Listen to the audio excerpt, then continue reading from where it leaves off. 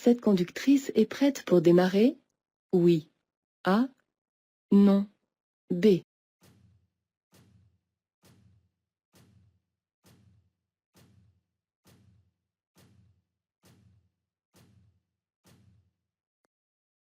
Cette conductrice a bien réglé sa position de conduite, mais elle n'a pas attaché sa ceinture de sécurité. Elle n'est donc pas prête pour démarrer. La ceinture doit être bouclée avant de mettre le moteur en marche. Elle divise par 3 le risque d'être tuée en cas de choc et réduit considérablement la gravité des blessures. Pour consommer moins de carburant, je change mes bougies tous les 15 000 km, A, tous les 30 000 km, B, tous les 50 000 km, C.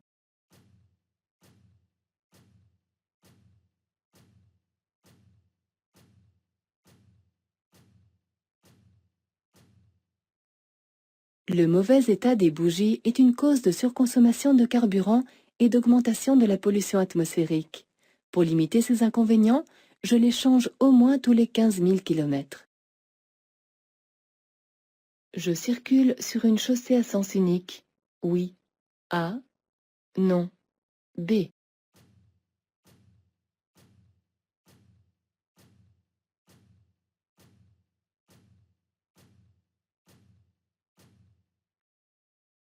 L'implantation d'un panneau du côté gauche ne prouve pas formellement que la chaussée est à sens unique.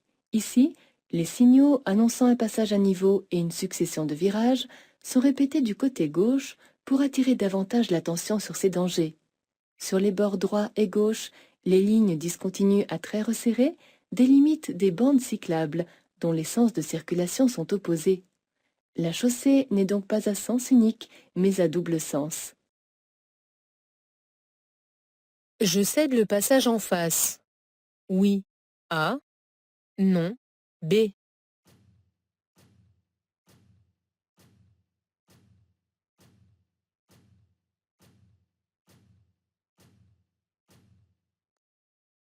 Je vais aborder un endroit où le croisement de deux voitures est impossible. Ce panneau m'informe que j'ai la priorité sur les véhicules en face. Il rencontre ce signal qui les oblige à me céder le passage. Toutefois, comme la voiture est déjà engagée sur le passage étroit, je la laisse passer. Le poids de mon véhicule dépasse le PTAC. J'encours une amende? Oui. A. Non. B. Une suspension du permis? Oui. C. Non. D.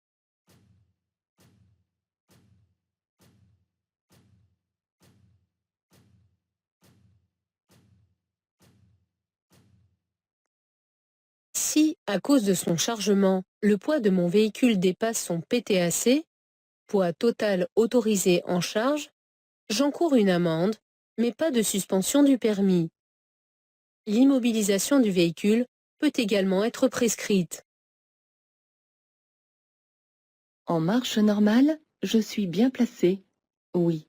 A. Non. B.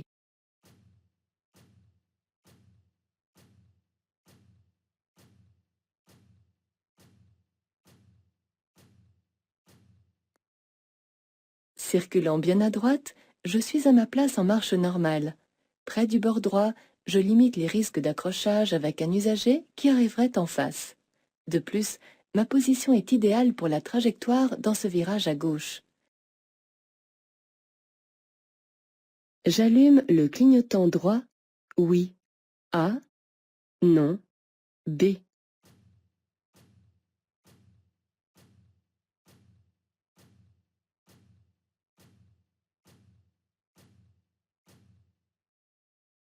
La flèche au sol m'informe que, placé dans cette voie, je vais tourner à droite. Je dois tout de même allumer le clignotant droit car il permet d'avertir d'autres usagers que ceux qui me suivent. Il est en effet important d'informer du changement de direction les éventuels piétons et conducteurs qui déboucheraient de l'intersection, car ils ne savent pas nécessairement que je tourne à droite. Je peux rouler avec les feux avant de brouillard? Oui. A. Non. B. Le feu arrière de brouillard? Oui. C. Non. D.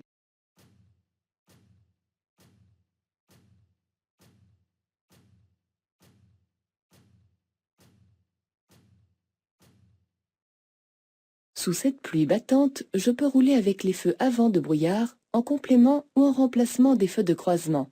En revanche, je ne dois pas allumer le feu arrière de brouillard, car dans ces conditions, il serait éblouissant. Je ne peux l'utiliser que par temps de brouillard ou de chute de neige. Je peux allumer le feu arrière de brouillard? Oui. A. Non. B. Les feux avant de brouillard? Oui. C. Non. D.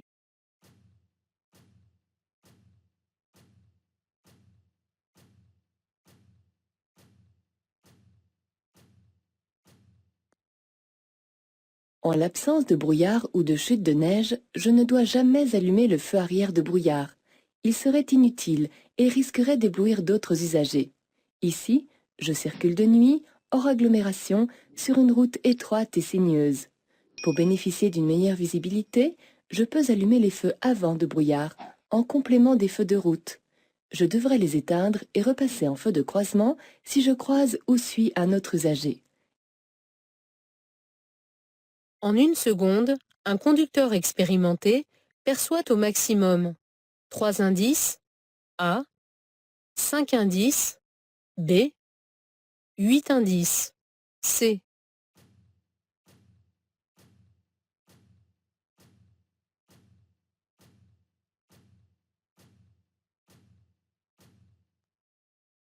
La rétine de l'œil garde une image pendant 1/25e de seconde.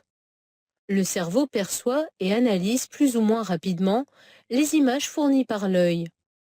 Cette rapidité varie suivant plusieurs critères comme l'expérience, la vigilance, l'état de fatigue ou de santé. En moyenne, un conducteur expérimenté peut percevoir 3 indices par seconde, alors qu'un conducteur novice n'en perçoit qu'un seul. Je risque de trouver des pierres tombées sur la chaussée. À 150 mètres? Oui. A. Non. B. Sur 5000 mètres? Oui. C. Non. D.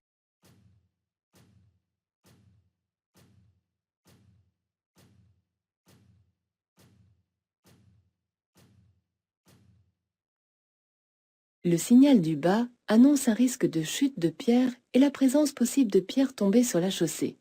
Comme je circule hors agglomération, ce danger est à 150 mètres. Le panonceau précise que ce risque s'étendra sur une distance de 5000 mètres. La température extérieure est inférieure à 0 degré. Pour limiter les risques de dérapage, je roule au milieu de la chaussée. A. Je serre à droite. B. Je ralentis dès maintenant. C.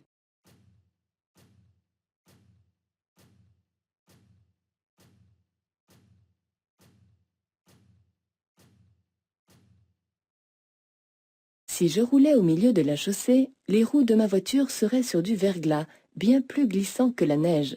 Ici, je dois serrer à droite et placer les roues gauches sur la bande neigeuse, car sur cette neige fraîche et peu épaisse, je limiterai les risques de dérapage.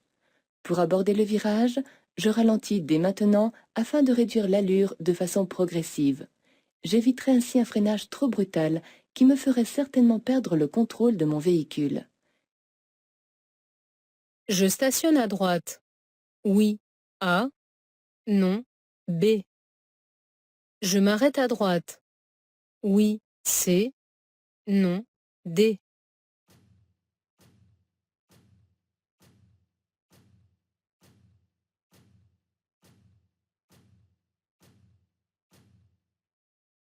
Dans les tunnels, le stationnement et l'arrêt sont interdits, sauf en cas de nécessité absolue.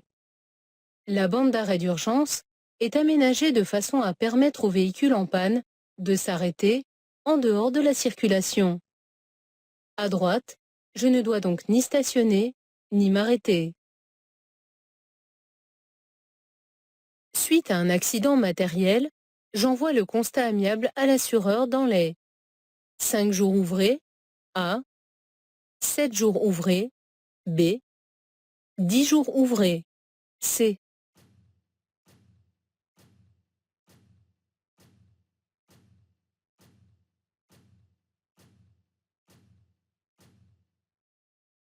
Suite à un accident matériel, je dois transmettre le constat amiable à mon assureur dans les 5 jours ouvrés suite au sinistre.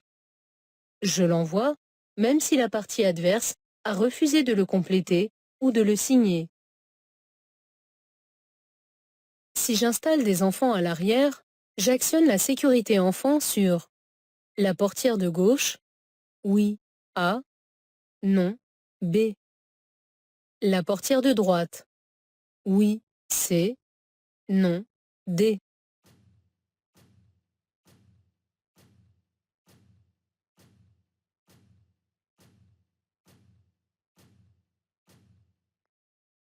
La sécurité enfant permet d'ouvrir les portières arrière uniquement depuis l'extérieur. Elle a pour objet d'empêcher que l'enfant ouvre une portière lorsque le véhicule roule, permettant ainsi d'éviter des conséquences dramatiques. Si j'installe des enfants à l'arrière, j'actionne donc la sécurité enfant sur les deux portières. La notice d'utilisation du véhicule est utile en cas de crevaison, oui, A, non, B. De non-fonctionnement d'un feu, oui, C, non, D.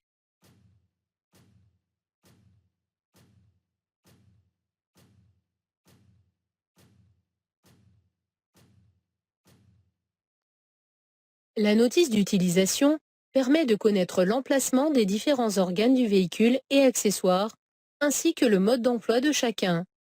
Elle est donc utile en cas de crevaison ou de non-fonctionnement d'un feu. J'ai l'intention de stationner derrière la voiture blanche. Je serre immédiatement à droite. Oui. A. Non. B.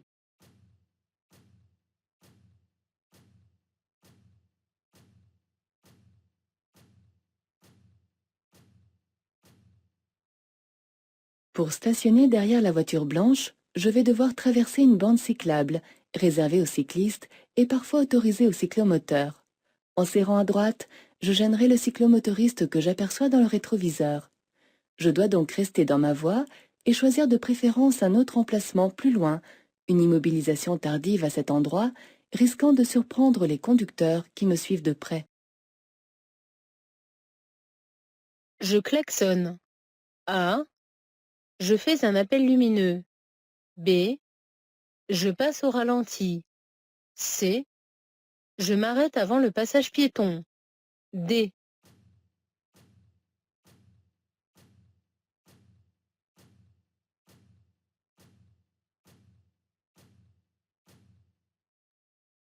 L'autocar qui s'apprête à tourner à sa droite a dû se déporter pour dépasser le camion blanc. Je n'ai donc aucune raison de klaxonner, ni de faire un appel lumineux. Plusieurs piétons, dont des enfants, se croisent quelques mètres devant moi sur le trottoir. L'un d'eux pourrait soudainement descendre sur la chaussée. L'autocar ne me laissant pas de place, je m'arrête avant le passage piéton. Ainsi, j'évite le risque que représentent ces piétons. Je continuerai ma route quand l'autocar aura tourné. Je peux dépasser. Oui. A. Non. B.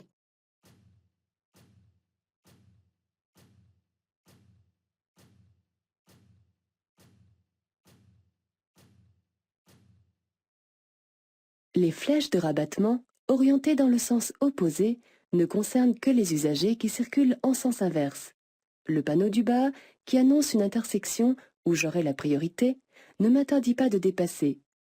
Un tracteur agricole peut être dépassé rapidement, mais comme une voiture arrive en face, je dois m'en abstenir. Je peux rouler à 80 km/h, A, 90 km/h, B, 100 km/h, C, 110 km/h, D.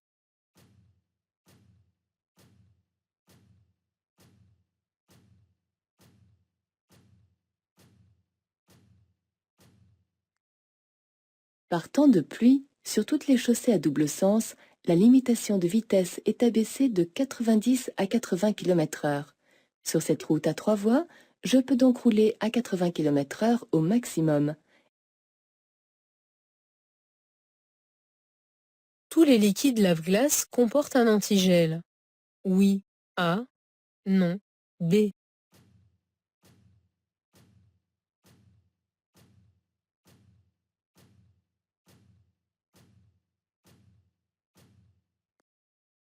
Il existe des liquides lave-glace pour l'hiver dotés d'un antigel, les rendant efficaces jusqu'à une température de -15 ou -20 degrés. Mais d'autres liquides lave-glace, sans antigel, ne sont pas adaptés à une utilisation en période hivernale, dans des régions exposées aux gelées. Pour faire le bon choix, il faut lire attentivement les indications sur le récipient.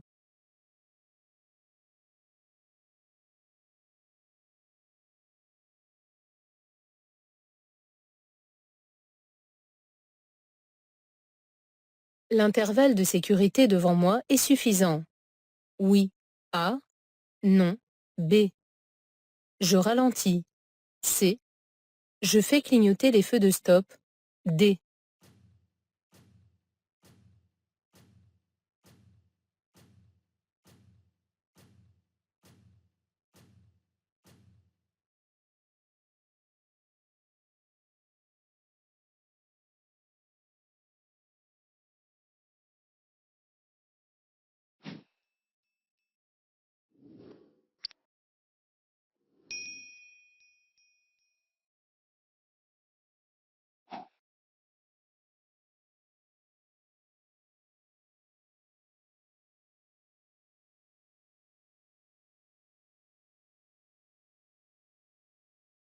La notice d'utilisation du véhicule est utile pour faire une vidange de l'huile.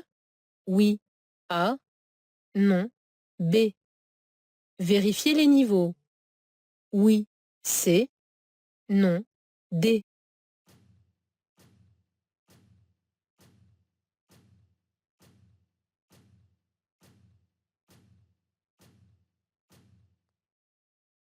La notice d'utilisation permet de connaître l'emplacement des différents organes du véhicule et accessoires, ainsi que le mode d'emploi de chacun. Il est donc utile de la consulter avant de faire une vidange de l'huile ou de vérifier les niveaux. Ce signal annonce une montée dangereuse. Oui. A. Non. B. Il précise qu'en parcourant 100 mètres, je monterai de 10 mètres. C. Je descendrai de 10 mètres. D.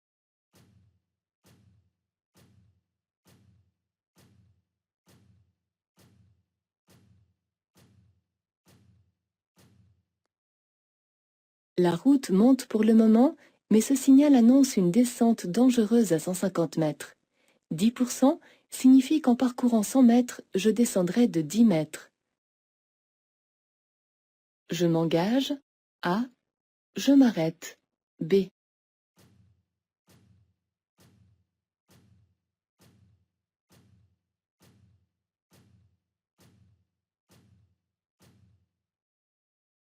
La voiture devant moi est immobilisée avec les feux de détresse à l'entrée d'un virage, ce qui est un endroit dangereux. Je dois m'arrêter pour laisser passer le véhicule qui arrive en face, car c'est moi qui rencontre l'obstacle. Pour bénéficier d'une meilleure visibilité au moment de repartir, je m'arrête dès maintenant.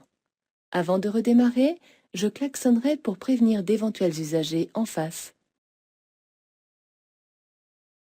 La signalisation annonce une ligne continue. Oui. A. Non. B. Une ligne de dissuasion. Oui. C. Non. D.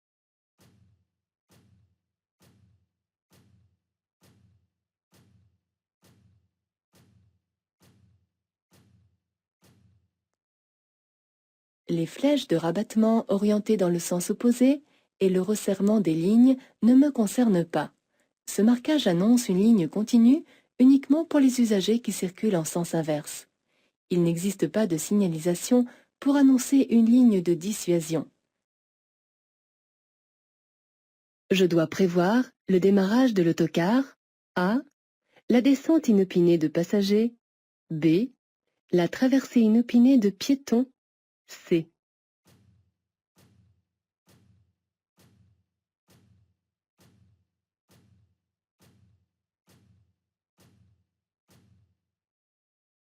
L'autocar ne démarrera pas tout de suite puisque la portière avant gauche est ouverte. La portière située de ce côté, les lettres publicitaires et l'immatriculation m'informent que cet autocar est anglais. Dans ce cas, je dois prévoir la descente inopinée de passagers pouvant être surpris car habitués chez eux à descendre à gauche côté trottoir. Je dois aussi prévoir la traversée inopinée de piétons cachés par l'autocar. Le danger est donc plus important s'il s'agit d'anglais car ils ont l'habitude de regarder d'abord à droite. Le recours au covoiturage permet de réduire la consommation de carburant, oui. A. Non.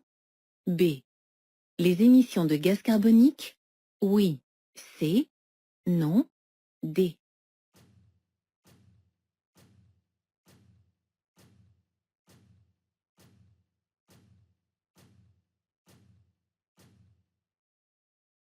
Le covoiturage est une pratique de plus en plus utilisée. Elle a pour principe de regrouper dans la même voiture plusieurs personnes qui se rendent au même endroit. Ainsi, comme un seul véhicule est utilisé, cette pratique permet de réduire la consommation de carburant et les émissions de gaz carbonique. À l'intersection, des cyclistes peuvent déboucher. De gauche, oui. A. Non. B. De droite, oui. C. Non. D.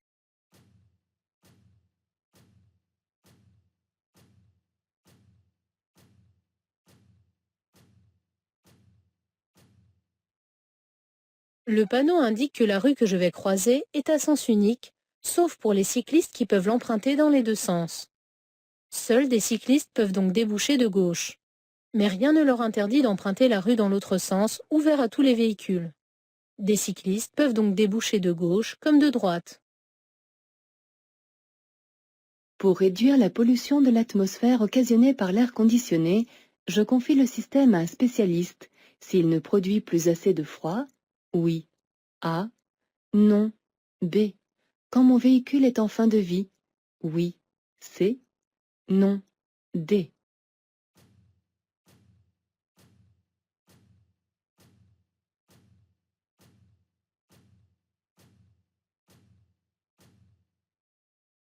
La clim pollue l'atmosphère non seulement à cause des rejets supplémentaires de CO2, mais aussi du fluide frigorigène contenu dans la boucle de climatisation. Je confie le système à un spécialiste si l'air conditionné ne produit plus assez de froid, ce qui peut être dû à une fuite du fluide. Je le confie également quand mon véhicule est en fin de vie pour faire récupérer le fluide frigorigène restant par un professionnel, ce qui évite de le laisser s'échapper dans l'atmosphère. La signalisation annonce la fin d'une route à accès réglementé, A, des travaux, B, du caractère prioritaire, C.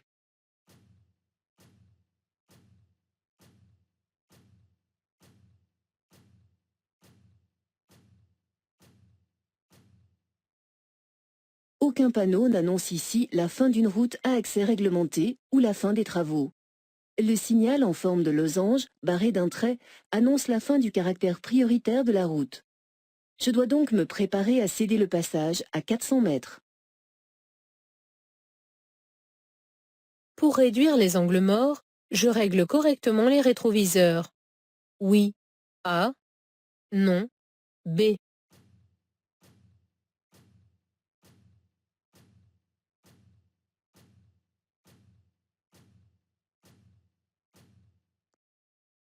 Un bon réglage des rétroviseurs permet de réduire les angles morts. Cependant, il ne les supprime pas totalement et ne dispense pas de tourner la tête, notamment lors des manœuvres et avant les changements de voie. Je vais traverser un passage à niveau à 150 mètres, A, 100 mètres, B, 50 mètres, C.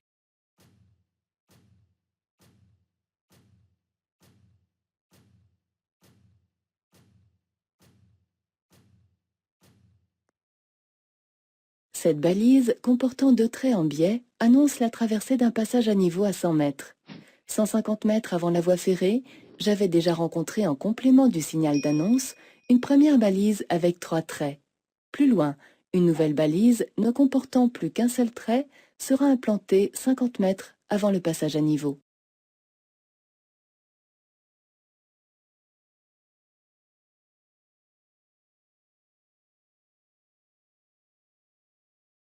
Je place mon pied devant le frein. A. Je freine. B. Je conserve mon allure. C.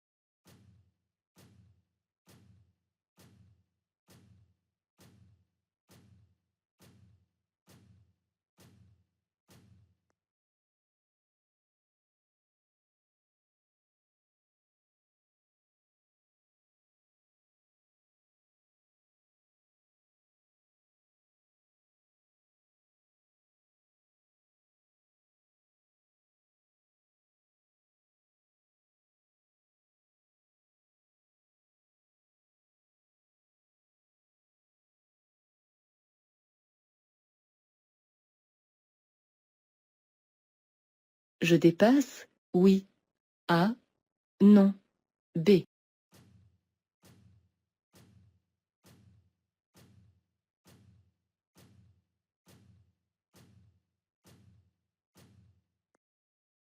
Le terre-plein central et la ligne continue de gauche me permettent de remarquer que je circule sur une chaussée à sens unique. Aucun véhicule ne doit donc arriver en sens inverse. Mais l'usager qui me suit a allumé son clignotant gauche pour signaler son intention de me dépasser. Par conséquent, je ne dépasse pas. Pour cela, j'attendrai que la voie de gauche soit libre. Je continue mon dépassement? Oui. A. Non. B.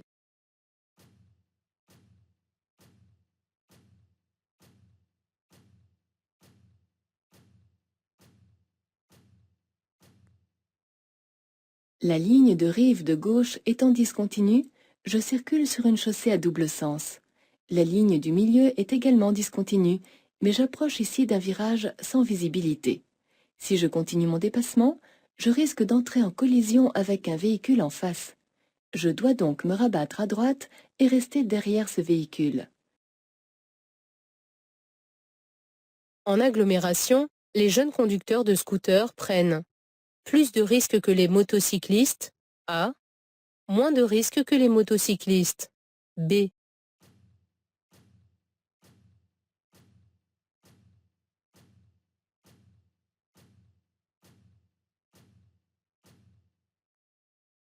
Un conducteur de scooter est souvent un adolescent.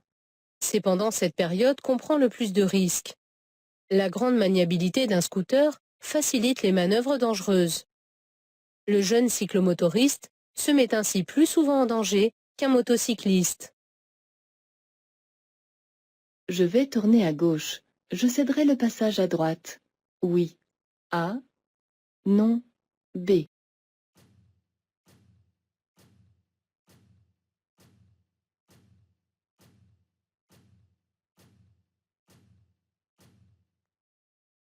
Le signal en forme de losange indique que je circule sur une route à caractère prioritaire.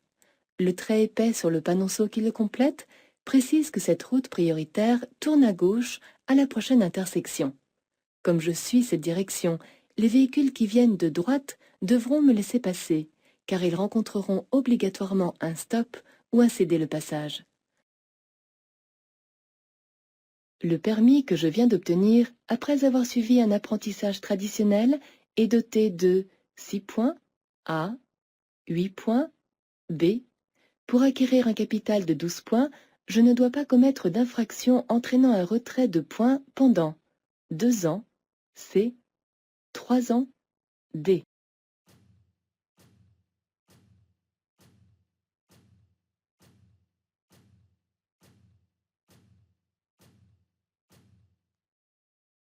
Tout permis de conduire obtenu depuis le 1er mars 2004 est doté de 6 points au lieu de 12.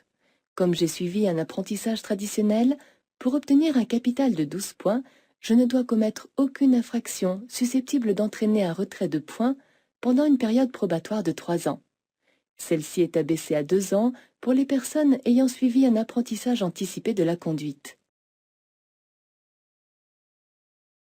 Je peux emprunter la voie la plus à gauche pour dépasser. Oui. A. Non. B.